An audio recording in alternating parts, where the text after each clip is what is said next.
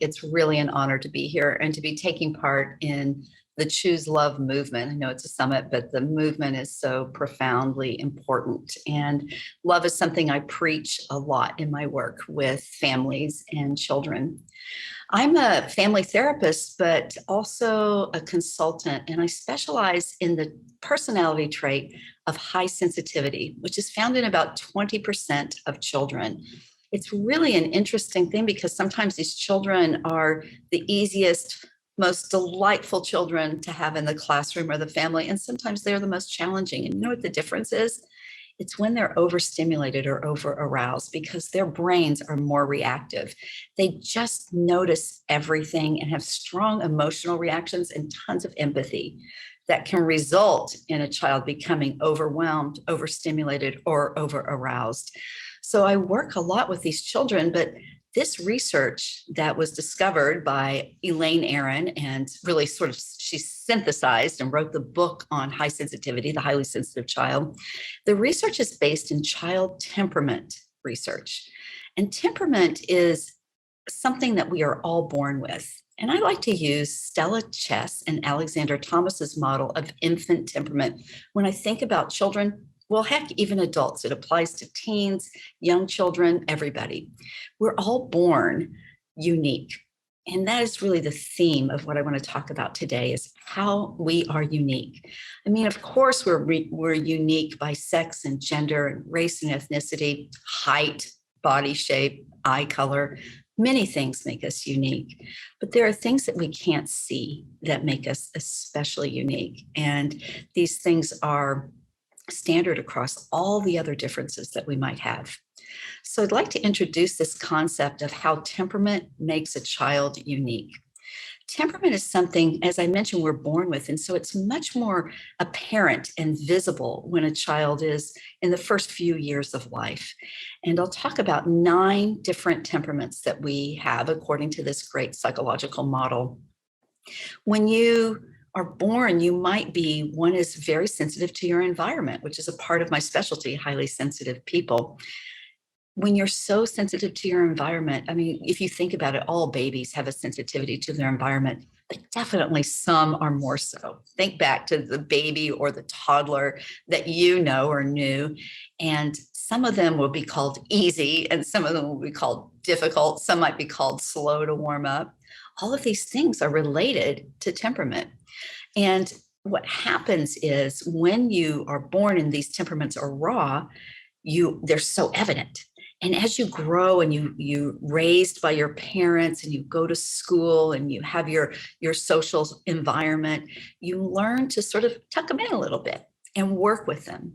So we have this rule for teachers and parents in the temperament world that we like to honor the individual temperament, but we don't allow the temperament to dominate or control the family or the classroom.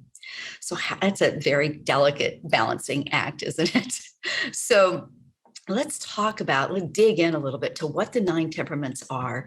And I'm going to ask you to just think about a child you know as I bring these up. I mentioned sensitivity to your environment. This could be a child who really doesn't like to be wet or cold or have smells. This might be a child who walks to the door of the classroom, of the kindergarten classroom, and smells something cooking and pauses and wonders, is it sweet? Is it savory?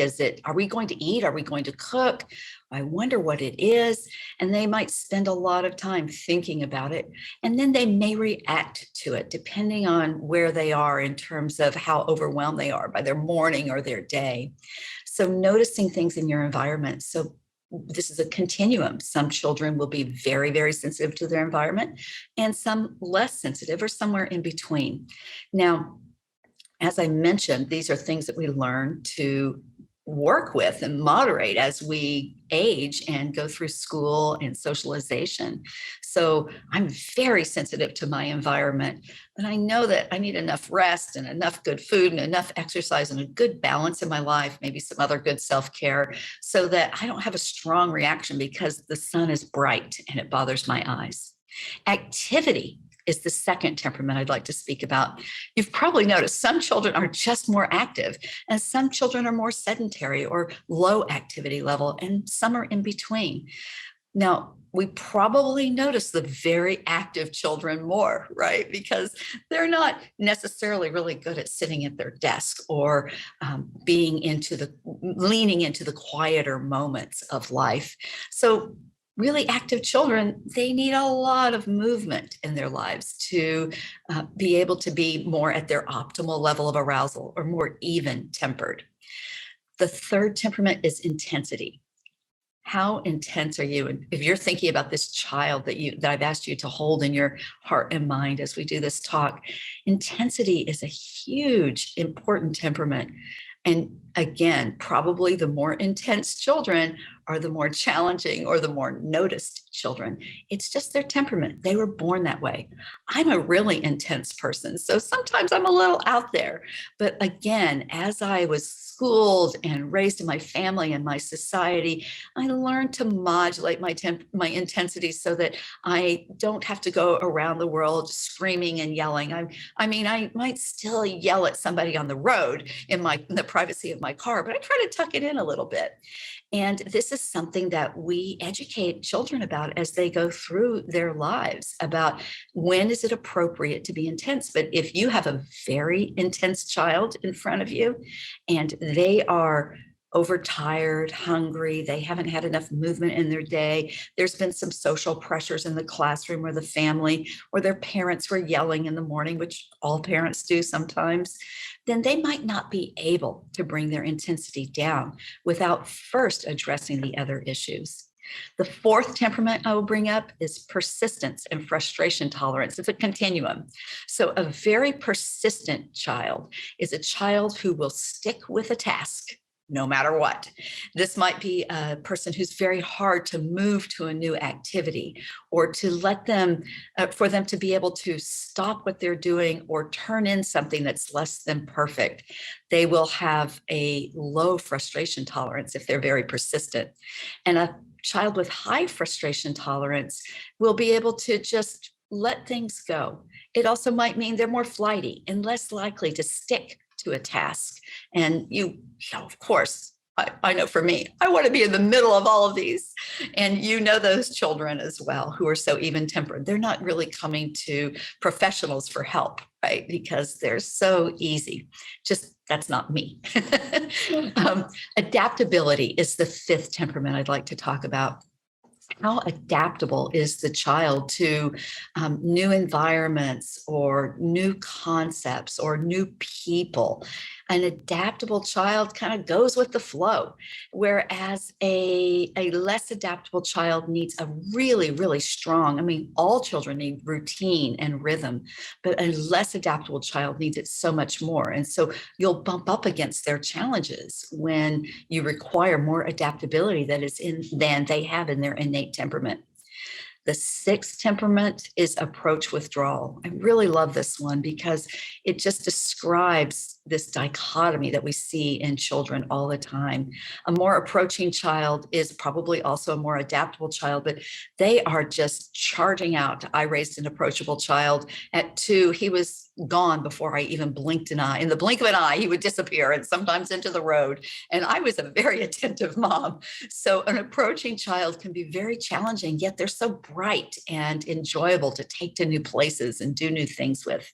A withdrawing child needs more time alone and more time before they are willing to approach something new. The seventh temperament would be regularity. How regular is this child's system? And in an infant, we might notice how regular their meals or their elimination, their sleep, that child that just easily took a nap every day at 10:30 a.m. and every afternoon at 2, and there was just no question.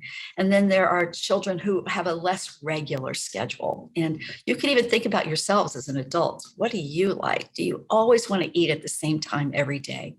Well, children who are more regular will be really challenged and pushed off their equilibrium by a less regular schedule or a less regular environment. The eighth temperament is mood. This is another one of my favorites, positive mood or negative mood. Now, just think about it. the child you're thinking about, or maybe yourself, where do you lean? I like to call this the glass half full and the glass half empty. And people out in the world who see me publicly think of me as a really positive person. And the reason is I'm a glass half empty. I'm like all the way negative mood. That's how I was born. And I have worked very hard in my half a century to really look at the positive and use all the science around positive attitude and positive thought to become more positive, but it's not my innate nature. So when I'm just alone by myself, I might have a more negative mood. Now, listen, I forgot to mention all of these temperaments. There's not good or bad. It's not bad to have a negative mood or bad to have a positive mood. The extremes are a little harder is all. So let's think for a second, a glass half empty or a more negative mood child. What's great about that is they are really critically thinking about their environment, the world, their math problem. And so they are going to really dig a little more into finding new solutions.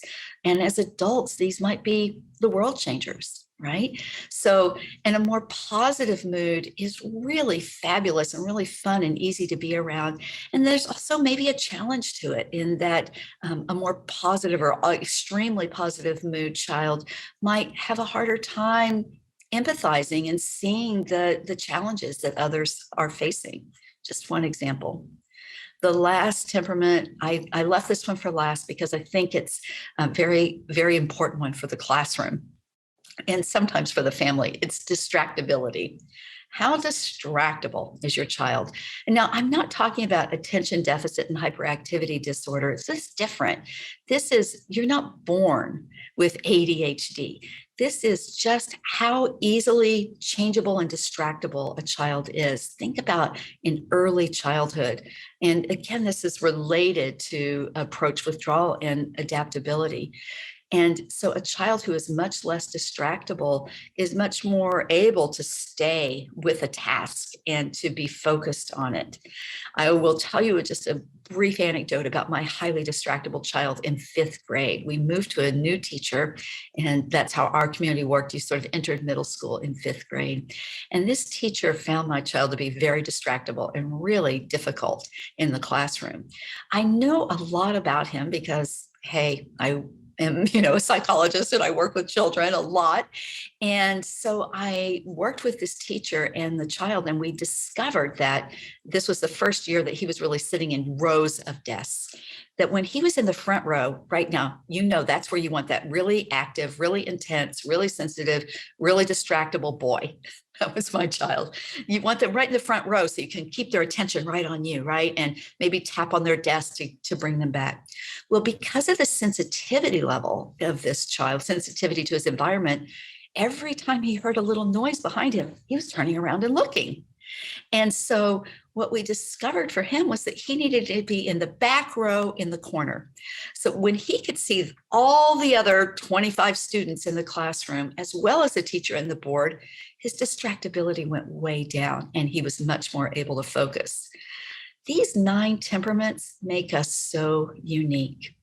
Now, I rescue horses and I have a wild Mustang. I've had a few of them. Right now, I have one right up in my backyard in my barn. And he was a 3-strikes Mustang. And I think this is a beautiful story to tell children. The Bureau of Land Management in the US brings Mustangs in and has adoptions.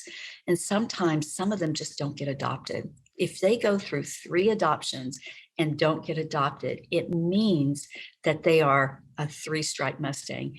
And they have a symbol added to their freeze brand, which marks them as unadoptable. So we always think about that that unadoptable. What might it mean?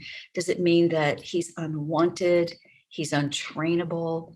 He's unusable? Is he just everything?